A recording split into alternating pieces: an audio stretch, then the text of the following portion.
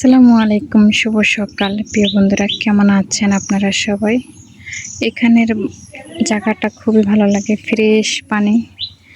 আর মনে হয় যে মাছ ধরা যাবে এরকম মনে হয়।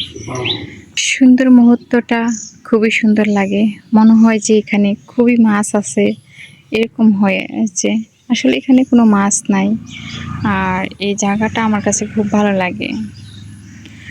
যদি এখানে একটু বসার জায়গা থাকতো বা বসার মতো স্পেস করা যাইতো তাহলে অনেকটা সুন্দর লাগতো।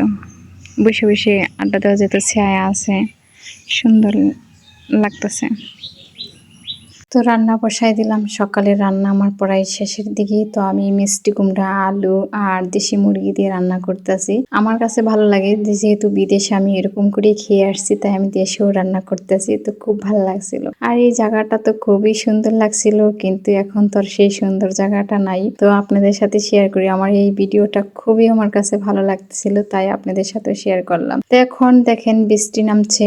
সকালবেলা রান্না বাড়া শেষে তারপরে বৃষ্টি নামলো। বৃষ্টির মধ্যে সৌন্দর্য, হালকা হালকা বৃষ্টি আসে আর নামে। তো সেই পাকে বৃষ্টিও হইতেছে, তা আমিও আমার কাজগুলো করে নিচ্ছি। আমার ঘরটাকে ঝাড়ু পোছা দিয়ে তারপর আমি ঘরের সমস্ত কিছু মুছে ফ্লোর টুলোর মানে পুরা বাড়িটাই মোছা দিতে হয়। প্রতিদিন একবার করে দেই, বেশি দিতে পারি না, কারণ আমি অসুস্থর কারণে আমি নিজে খেয়ে দিতে না। আর এই ফ্লোরটার ভিতরে আমি সবসময় শুয়ে থাকি, বসে থাকি, এই জন্য আমার সবসময় মুছে টুছে আমি সুন্দর করে রাখি। তো তেলের বোতলটা এখানে বসে বসে করছিলাম, পরে তেলের বোতলটা এখানে যে রাখছি আর মনে ছিল না, এখন মুছতে যায় দেখি তেলের বোতল এখানে। তো এভাবে আমি মুছি ঘর। আমি সেই ঘর প্রতিদিন এইভাবে মুছি। আর ডুমা দিয়ে মুছে রাখা, মুছতে তো অনেক সময় লাগবে, তো এটা দিয়ে মুছতে কিন্তু অনেক তাড়াতাড়ি হয়। তো আমার নিজের রুমটা আমি নিজেই মুছে নিলাম। আর যদি ভালো লাগে থাকে বোনের ভিডিওটা অবশ্যই লাইক কমেন্ট শেয়ার করে দিবেন, পাশে থাকবেন, সাবস্ক্রাইব করে পাশে থাকবেন, বোনকে একটু হেল্প করবেন সবাই। হয়তো আমার ভিডিওর কোয়ালিটি ভালো নাও হতে পারে, কারণ আমি অতটাও পড়াশোনা না, অতটাও কিছু না, যেমন পারি আপনাদের সাথে শেয়ার করার চেষ্টা করি। নিজে কি করি না করি সেগুলোই আপনাদের সাথে শেয়ার করার চেষ্টা করি। তবে একটা কথা কি জানেন, 10 জনের মিলে থাকার চেয়ে একা থাকা অনেক অনেক ভালো। তাই আমি একাই থাকি, আমার একা থাকতেই অনেক ভালোবাসি, কাজ কাম নিয়ে ব্যস্ত থাকি।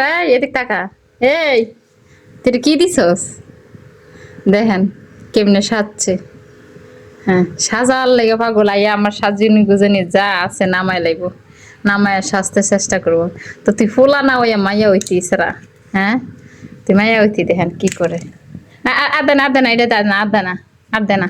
যাও আম্মু যাও, আম্মু যাও। এই তেলটা নিয়ে কে কে উপকার পাইছেন? আমি কিন্তু এখনো উপকার পাইনি, বাট আমার চুল পড়তেই আছে, কিন্তু আমি এটা 2000 টাকা দিয়ে তেলটা এনে আমার কোনো ফায়দাই হয় না। জানি না যারা যারা এই উপকার পাইছেন তারা তারা একটু জানাবেন কমেন্ট বক্সে। আমি কিন্তু কোনো উপকার, এখানে আধা কেজি তেল আমার কাছ থেকে 2000 টাকা নিচ্ছে, কিন্তু আমি এই তেলে 2000-এর 2 পয়সা না। দেখেন আমার কিরকম চুল পড়ে। এই তেলটা দেওয়া পড়াই শেষ আমার, তারপর আমি কোনো উপকার পাচ্ছি না, কোনো কিচ্ছু পাচ্ছি না। তো এই তেলটা আমার মানে কি আর বলবো, এত হয় আমার, এই যে চুলগুলো সব পড়ে যাচ্ছে। প্রতিটা আঁচড়ে এতগুলা করে চুল আসে, কিন্তু আমি এত শখ করে নিচ্ছি, কিন্তু আমার এই শখের তেলটা আমি আসলে কোনো কিছুই করতে পারলাম না। এই জন্য আপনাদের দুলাভাই আমাকে বকতেছে, বলে কি যে এই তেলটা নিয়ে তুই কেন এত টাকা দিয়ে তেল আনছ, আইনের কোনো উপকার পাইতেছো? সাধারণ তেল দিতা তাহলেই তো তোমার ভালো হইতো। তো আপনারা সবাই জানাবেন এই তেলটাতে কেমন উপকার পেয়েছেন, আপনারা ব্যবহার যারা করছেন তারা একটু কমেন্ট বক্সে জানিয়ে যাবেন।